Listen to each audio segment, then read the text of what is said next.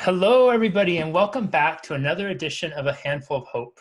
I am so happy and grateful to have Gina with us today, who is a motivational speaker, #1 international best-selling author, and leadership coach who is committed to supporting ambitious leaders and entrepreneurs reduce stress, burnout, and overwhelm while increasing clarity, momentum, and purpose. After spending many years in corporate sales, business consulting, and technical services, Gina made her dream of becoming an entrepreneur come true in 2012 when she started her coaching and consulting company. Since then, she has enjoyed supporting hundreds of entrepreneurs and individuals from companies like Microsoft, Providence, and Land O'Lakes overcome any resistance and self-doubt standing in their way and achieve success without sacrificing themselves, their health, or sanity in the process. Gina accomplishes this through speaking, workshops, private coaching, and retreats. Gina lives in Seattle with her husband, 5-year-old son, and Golden Doodle. Golden Doodle. Together, they love traveling and exploring the outdoors, rain or shine. Gina, welcome, and thank you so much for being here. Thanks for having me. I'm so happy to be here. Yeah, I'm super happy to have you here. And, we were talking about, aside from how great the weather is in Seattle right now, Yes. Yes. we were also talking about just this really unique insight and perspective you have with fear, which is so relevant because at the time of this recording, it's April 14th, so we're right in the kind of thick of COVID-19 coronavirus. Many of us are still locked down, sheltering. Well, many of us, I think all of us are I think so. sheltering in place, and there's a lot of fear and uncertainty about people's health, about the economy, and a lot of people are struggling with that fear. They're sitting with it. It may feel like it's suffocating or consuming with them. I wonder if you would just kind of start off with what's your relationship with fear? How do you see it? Yeah. So you're right. Right now, we are dealing with a lot of unknowns for sure. And my relationship with fear is a little bit different than a lot of people, which I've over time built a really healthy relationship with fear. And I love my fear. My fear is my bestie, or somebody that's a family member, and it's something that I teach a lot because. And you've had some amazing speakers touch on fear already. And when you think about fear, fear kicks in because it wants to protect you, right? And it wants to keep you safe. And it's an instinct, right? It's been around. It's one of the oldest primal parts of our brain. It's very primal. And so if we think of it for what it is, we can't hate it. It really does love us. And I think that's the flip that needs to happen sometimes when it comes to fear. Because one Mm. of the first things I ask people is, how do you relate to fear? What is your relationship with fear? And they're usually like, I hate it, Hmm. right? Because it either makes you feel anxious, it makes you feel stressed out, or it holds you back, right? And so they usually they hate it, they want it to go away, right? And there's a lot of memes out there that talk about, you have to have no fear and shove fear aside and rah, Yeah, right? yeah, yeah. And F fear and yes, yeah. exactly. And I don't, none of those have ever felt like good to me. And so fear, I'm of the mindset that fear doesn't go away. It's a part of us, just like all of our parts, right? And if you were to pretend or imagine fear as a person, how would they feel if you were just like, "Fuck fear," like Mm. shove it aside, like I'm ashamed of it, I hate it, right? Like Yeah. that, if you start thinking about fear in that way, like that just gave me chills. Like it just makes it feel so different. And I like to approach fear as if it was a family member, or in my case, I have a toddler, right? So I think of it as like this toddler that many times have huge tantrums. And so we can think about his fear as like this huge tantrum that's coming over us, right? And how we need to calm it down and then talk through it. And I mean, everybody raises their kids differently, but like I have a child with big emotions. And so he's like my example of fear, of having this big meltdown, and then you have to calm them down, and then you have to talk through what happened and, what's really going on here, and kind of try to rationalize with it a little bit more. And really we can do that with our fear. You just have to try. And it's almost like conflict resolution. If know the steps of conflict resolution, or, how to communicate better with fear. And really the first step is developing that relationship with it, and not shoving it aside, and not putting so much shame. I think that one of the things why fear is real, right? So we're not discounting it. And it never goes away, right? It's literally part of your brain. It will Mhm. show up time and time again whenever there's an unknown. And this is why I think this topic is so relevant right now, because there's so much unknown, and all of us, our lives have changed in some way or another. And fear loves the status quo, Hmm. right? It wants you to stay the same. It wants everybody to stay put, stay the same, don't ever change, right? And that's why people say, like, I hate fear or I don't like it. But we're all dealing with change. We're all dealing with unknown. So fear is definitely rearing. I was going to say it's ugly head, but I don't even want to talk to it like that, right? Like, I've Yeah. really tried to work on how I talk to my fear. So it's not ugly. It's not mean. It's not horrible. It's just, it is having a full blown tantrum right now because your whole status quo has been changed. God, I love how you phrase that because as you're talking, I'm literally personifying it in my mind, and it's a struggle. I have this internal struggle going right now as you're talking of just feeling like a dick for Yeah. for treating my I didn't, fear in a you're way, totally right. yeah, Yeah. that I would never ever treat another human being, because some of the things I'll say to it, it's like I'll go to the overly macho Yep. aggressive talk with it, or I'll go to the you should be better than that, you should know better, you should, all this type of stuff. And it's the very things, literally the very things, like the antithesis of what I'd never say to another human being. Yes. But yet I will have that communication with one of the most intimate parts of who I am, Yes. right? Yes, Jesse. And and then as you're talking and personifying, and especially looking at it as a toddler having the temper tantrum, and I loved your framing there. My son is a very emotionally expressive, I'm not quite sure how you said, but a very emotionally expressive individual. Hmm.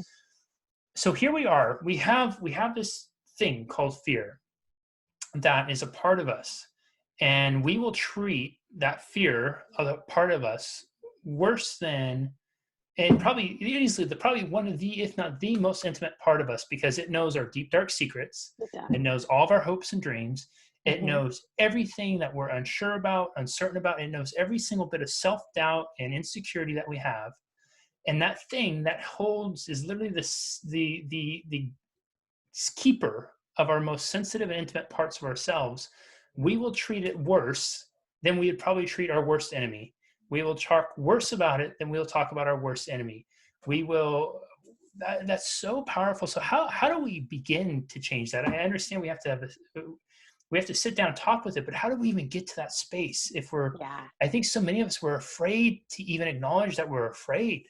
How do we get Right. to that Well, and place? that's what, yeah, and that's what society tells us, right? To like, don't talk about your fear. Don't even give it the time of day, right? Yeah. There's that mindset that's like, well, I mean, we all believe. I think that all of us in this space maybe believe like what you focus on grows, right? We've Yeah. all said that. I know I've said that, um, which is there's some truth to that. And so I think what happens when we go that far extreme to that side, then we're like, well, don't focus on your fear because that means they'll get bigger, right? Hmm. I know that offline I shared with you that Deepak Chopra quote, Yeah. whereas if you try to get rid of fear and anger before knowing their meaning, they will get stronger in return. And that's what's happening here, right? And so we want to understand it better, right? And to me, that's that whole level of developing a relationship with it. But if we can understand it better, then it's not going to get bigger. It's actually going to calm it down. And Hmm. it's actually, I'll go over the process, but it's the process that I actually say, it's not just a one and done process either. It's a rinse and repeat process, just like any relationship, right?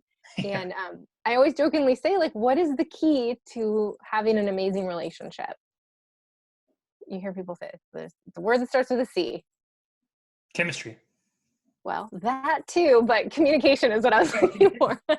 And this is so I fun. needed three choices. I needed three guesses. I'm not always the Communication, quickest.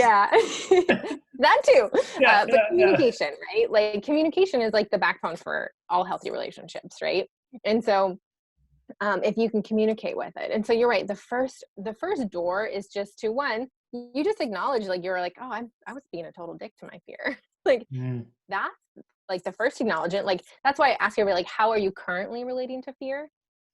And again, that's where clients say, oh, I hate that. I hate my fear. I'm ashamed of my fear. And I really do. There's this whole other conversation we could have around like society tells us to hate our fear and to not even talk about our fears and to keep them below the surface and don't talk about them. yeah. And I don't really believe that's true. I hold like a 6-week Liberate and Leverage Your Fear course that I've done. I did it last spring. Probably should do it again.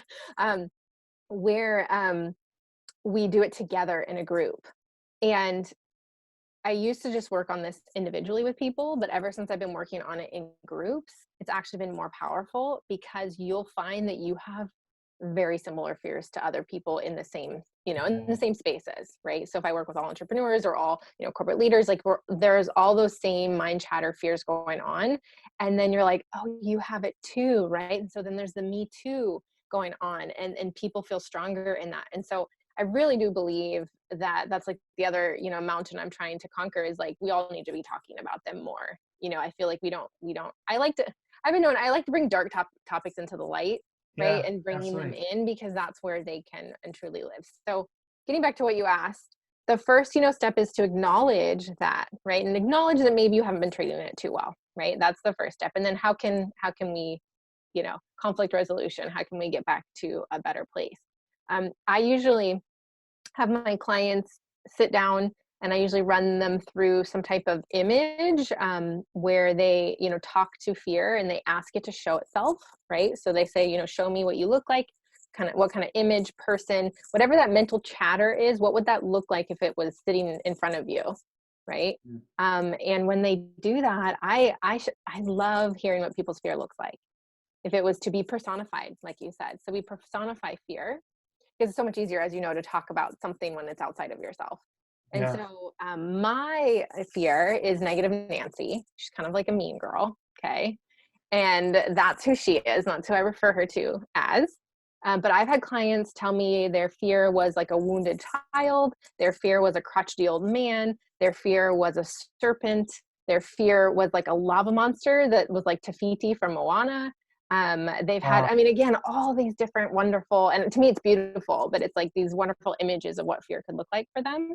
And it can be anything, and there's no wrong way to do it. So when we personify it, when we bring fear to life like that, when we give it that identity, or we acknowledge that identity, and maybe that it's not so much a give, but we're acknowledging what's just been there beneath the surface and we haven't seen. Do you recommend then that we actually, I guess the image that's coming to mind for me right now as you're talking is it's this invitation to sit at the table, or do we take it that much further in our mind where we invite, so we have this personification. Mine that came up when you were saying that was, I saw this, and I don't know what it was, if it was a Disney show or something, but it was one of those ones that did an animated version of one of those Christmas tales with Scrooge and the Oh three yeah. ghosts, the ghost of Mm-hmm. Christmas Past. And the Scrooge character was like this kind of old crotchety man, but I think his nose was a little longer or something like that, kind of hobbled over. And I'm sitting there seeing that pop up as you're talking, and then wondering, like, so is my next step, should I be inviting it to sit at the table? Okay, yeah. Yeah. Mm-hmm. Yeah. So you're inviting it to come talk to you, right? Mm-hmm. In a safe way, right? Knowing that we're here, we're safe, we're here to come and talk, right? Now you have to do this really after you've, when the tantrum's hitting, that's when like all that mind chatter is going on, and that's when you're like super anxious. So we need to calm the anxiety first. And I know you've had a lot of people on to help you, calm that.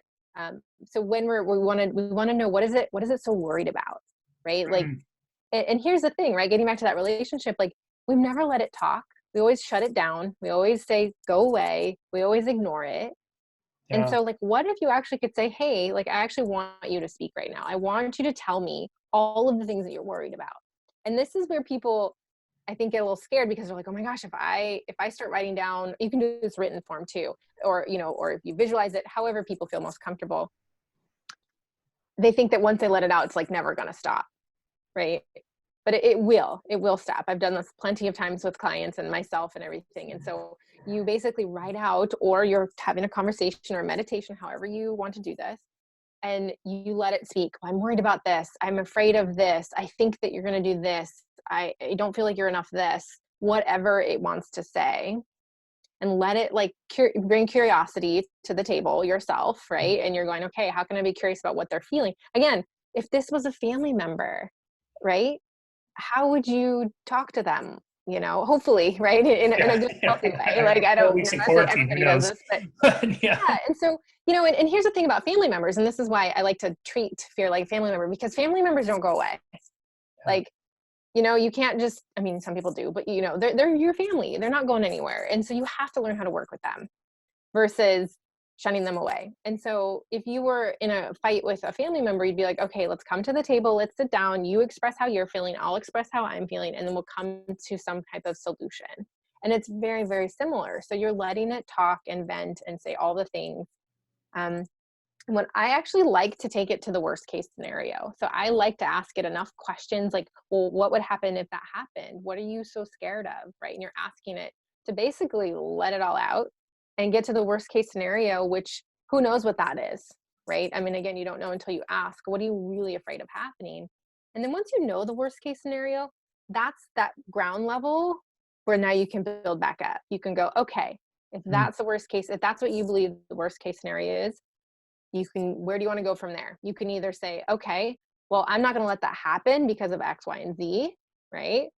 Or if that does happen, let's put a plan B in place. So if that does happen, we'll know what to do, which totally helps calm the fears, because again, the unknown is really what's scary to it. So if it has a plan B, it will like go, oh, okay, right? We just want it to calm down so it's not in charge anymore, right? So that it's not driving the bus. I have a whole bus visualization that I do too. So it's not driving the bus, you're driving the bus, it's on the bus, and every once in a while it's going to raise its hand or have a full-blown tantrum, and it's your job to acknowledge it, calm it down, have it sit back down, and then keep on going. So that's why I say it's a repeat process, because it's going to stand back up, it's going to raise its hand. It's like that it's that pesky either family member, or if you're in a board meeting, it's that person's like, it's like that employee that's like, wait, I have another question, or like I don't know if I agree with that yet. Like it's that type of relationship that we're like, okay, well, what do you have to say today? And you really can check in on it. And this is where once you go to that worst case scenario, then you get creative. I'm sure your community, they're all creative, they're all smart. Like then you can actually put a plan in place, and that's actually the easy part. The hard part is having that tough conversation, right? And then once you have a plan in place, then you can move forward again, knowing that it'll come back. And I highly suggest checking in with your fear, not always when it's having a tantrum. Like actively seeking it out for a Yeah. conversation, really. Yeah. Like, I mean, you don't do it every day, but like every month or so, check in and say, like, how are you doing? And again, it's a mental. Sometimes I feel like people think I'm crazy. It's like split personality going on here. But you literally, as NLP, Yeah. you are going in like, how are you feeling? And if it's like, I'm good, we're good. Okay. Right.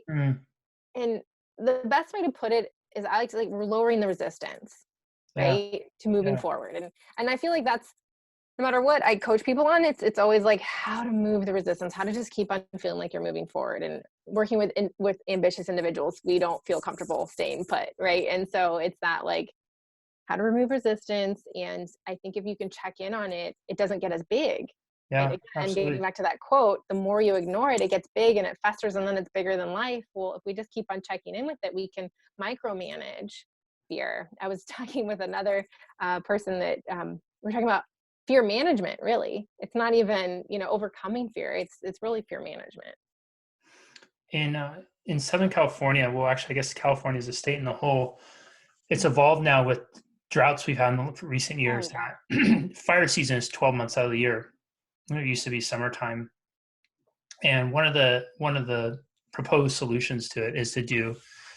I don't remember what they're called. They're called some sort of preemptive fire, basically, where you go and start micro fires to burn away some of the dead Right. stuff. Because the idea is that if a bigger fire breaks out, you'll have prevented it and minimized the potential for it getting up. And so that was what was coming to mind as you were talking. Is it's almost like if we go and seek out the fear, like the notion of it seems foreign at first, right? Because we've been It learned to does. be afraid of this thing. But if we actually go and seek it out to check in with it, it's almost like we can start these little micro fires for the intention of keeping the bigger one, mitigating the risk of the bigger one, and having it be, and in so doing, what ends up happening, is you actually promote soil growth, regeneration. Nature's not as affected as much. There's a much more harmony that becomes present with it, right? It's like why nature's the ultimate regulator in national parks and stuff, because lightning strikes will usually start the fire or burns out the area before, but nature will then put it out and it becomes a much better regulator of it. What's possible for us? So if we develop this relationship with fear, if we can get to the point where we can have a conversation, we personify it, we can invite it down to sit with us, we can listen to it, we can reassure it, we can learn to when it has a tantrum, to calm it down and address it. We can learn to do the check-ins with it and find the courage to seek it out rather than waiting for it to find us. Mm-hmm. What can be possible for us in life and business when we develop that kind of relationship with our fear? Yeah. Um, I can honestly say I have clients who are better at this than I am now because they've Mm, put it into practice. And I say that being very proudly, right? yeah, I have, if you develop this, I'm going to getting teary eyed, because they can move through this so quickly in their head. So if that conversation is always there and it's familiar, again, think of it as like as a person, like, oh, it's so much easier to talk to somebody if you've always been talking to them, right? It's so much harder yeah, if you haven't talked to somebody in 3 years to like go back and start that relationship again, right? And I have clients now, and one in particular that's coming to mind, that like she literally can run through this process like in 5 minutes in her head and like calm her fear down and move on. So like mm, anything that's standing in her way, anything that is giving her an anxiety attack, anything that is, and again, I don't want to get into, because that'll be a whole other conversation. Like there's physical threats and there's mental threats, right? And our brain doesn't know how to decipher between the two. And I know that right now during this time that we're talking in right now, like there are also physical threats that people are dealing with and health. And so that's also really hard. And those are harder to deal with, than this. But there's still, like you said, there's um, you can still be preventative and have a plan B and get to the worst case yeah, scenario. And what would you do instead? And that's what I would suggest somebody who is dealing with more of a physical threat right now is still go there, but put that plan in place because that reassures it and you feel a little better. But the process is so quick that like when you start having that like negative self-talk that you even mentioned in the beginning, like that's kind of so mean, you quiet it so much faster. And again, like what would you be able to accomplish if you didn't stop and let that, I mean, again, you're yeah, you're letting that voice talk, but it's a totally different context now because it's not like beating up on you and holding you back. You're just like, okay, we're checking in, we're having that conversation. Okay, now we're moving on. So that thing that maybe you delayed on for weeks because you were dealing with the fear around it, now maybe just a couple hours or maybe just a couple mm, days. And so you're able to, again, insert whatever you were trying to do that was different or manage that is different or go out for something different, whatever we're challenging ourselves. Because again, status quo. So anytime you're challenging the status quo, that's something different, you're able to move through it into a space faster. And I'm not saying faster is always better, but when it comes to a fear that maybe is holding you back or really taking control of you being in control versus fear being in control, you can move through that a lot faster. And I mean, again, and enter whatever you want to accomplish. And if fear is getting in your way, you can get to there faster. gosh, I find this so fascinating. I feel like a lot of people get hung up, or for a guy is especially, like, I think I'll speak on behalf of men here. Mm. you know Being of the generation where you're still taught to stuff it, maybe not so much, it's starting to get really relaxed more. And I work with a lot of men in leadership positions and who are in entrepreneurial driven folks, and you'll see it come up where there's an innate fear, and it's not what you think it would be, in the sense of they kind of thrive on revenue fears, or like towing that line or something, because Yeah. it's so much ingrained in the entrepreneurial ethos now. But it's more of this really like scared little boy type fear of what happens if this doesn't work and it lets people down. But I see them even struggling to bring that into attention because they'll start to compare it to other people's. How much of a detriment is it for us to get in that pattern of comparing our fears to others? Or is Oh, it a detriment?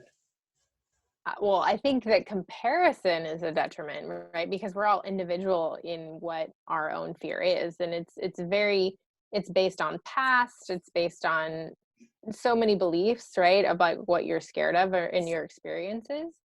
Um, and really, there's no comparison, and there's no shame of them either. But I think that's the layer on top of that is there's so much shame about it, Mm. like to shame to have that fear. Um, and I'm a firm believer of like you have to feel the feelings and let them out, and no matter if it's fear or something else, right? Yeah. And it's not, it's interesting. I just had a conversation with a corporate women's group the other day about this, about the feeling of like feeling guilty that you're having the feeling compared to somebody else. It's that comparison thing, right? I actually don't think we should have comparison when it comes to our fear. I think that sharing it allows other people to realize that we have very similar fears. But comparing, I don't know, I don't believe comparing fears works. It's just like the feelings I had. A lot of people say that, with this time that we're dealing with, they're feeling, when you get in your own woe is me Yeah. feelings. And then it's kind of I think many of us of the similar generations have been raised with, well, there's starving, the whole starving children in Africa thing. So then you go, but my life's not that bad, right? And we all say it. I say it. Yeah. Oh, yeah. I do it all the time. We Yep. discount because we also in this space believe that gratitude is a mindset, and we all have to practice that too. But I stopped some women because they're like, yes, sometimes I get myself feeling, like that, and then they just skip over it again, the shoving it down because there is not as bad as others. And I just want to remind everybody that you're in your own lane and you're dealing with your own stuff. And so it doesn't, again, when we compare, yes, there's always going to be somebody who's better off and worse than us, but you still have to deal with those feelings that you're dealing with right now and not shove them, because then they're just like that thorn in your side that's just going to keep on coming and coming. So I really do feel like people need to address and not compare. Um, and again, but then also come back with the gratitude later, right? That's Yeah. like the nice sugar coating on top is then like, okay, then we can express gratitude. We all want to be doing that, and that's a huge practice. I'm sure you've had people talk about that. But and I think that's why people are scared to do what I'm asking them to do here is like really dive into the fear part, because it's scary and they don't know what's going to happen, and it's okay, right? And it can be okay. And like you said, you're working with a lot of men in leadership positions, and they've never been given permission probably to even talk about it. Yeah. It's the don't even talk about it is really what has been, and I've been a woman in male dominated spaces in my career. And so I know what that's like, because I'm also, I kind of had to be a man to be in my position. I had to dress like a man, like to be in those spaces. And so the same conversation wasn't addressed differently for women, right? So it was just like, you don't talk about it, you just show up, Mm. Yeah. and I don't know if obviously, I don't believe that's the healthiest way. So, Gina, I have so much more I want to discuss, but in the interest of time, with the few seconds we have left, yeah, I'm wondering if you'd be willing to share what is the most beneficial or beautiful lesson you've learned from your fear? that it really just wants me to be loved. Mm. Yeah. I mean, fear, that's the thing. When you have this conversation, I could get teary eyed. When you have this conversation with fear, they really just want, one of three things, like for you to be loved, for you to be safe, and for you to belong. And if you start recognizing your fear, that that's what it wants for you, even though its methods and the way that it's acting is totally not helping you, that's what it wants for you. Again, that's that conversation when you get to that point. And I think that's what's so beautiful is that fear can be beautiful.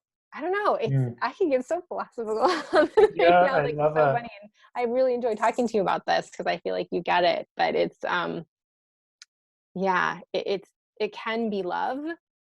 It just, again, and like I said, I relate it to raising a toddler is they want what they want, and it doesn't mean it's rational. It doesn't mean it makes any sense, but it's still there. Yeah. And I think when you start approaching it from that angle, it feels differently for sure. Everyone, this has been such a fascinating journey. I feel like we were kind of on that almost like a Disneyland-esque ride as we went with fear. And what came to mind just now as I said that is, if any of you have been to Disneyland, or if you haven't been to Disneyland, you've probably heard of this one ride, the haunted house. And it's, you go in and you're cruising around and it's ghosts and stuff, and you're supposed to be scared and whatnot. But then at one point towards the end of the ride, you're going through the haunted mirror area, and your little cart that you have swivels around, and you get showed this glass, and in the glass there's a ghost sitting next to you.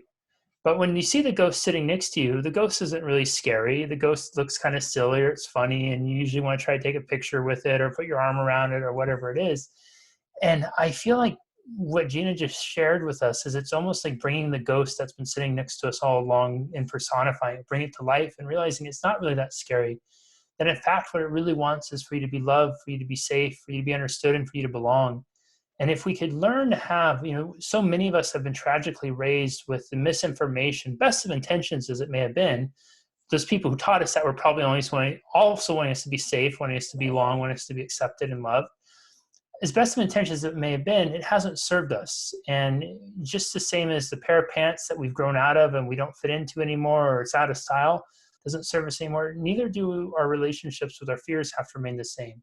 So, consider having a conversation with your fear today. Personify it, bring it in, invite it to sit down at the table, offer it a cup of tea, and just see what it has to learn. And I love that perfect image of the bus of, if the toddler's in the back, you're on the bus, and they either raising their hand or they're yelling and screaming, you're not going to probably throw it out the window and kick it off the bus. You're going to probably try to lovingly calm it down and wait till it gets to be a place where it's more settled, and then you have a conversation. And my goodness, one of the recurring things I've seen and heard during this time is how we should all develop grace and compassion for others. What if we could develop grace and compassion for our fear during this? Imagine how we might emerge as individuals and as a collective from this. Gina, this is absolutely incredible. Thank you so much for sharing your passion, your magic, your gifts with us today. This was a really profound and insightful conversation. Thank you. I have just loved it as well. Yeah, absolutely. We'll see you everybody next time on another edition of A Handful of Hope. Bye-bye.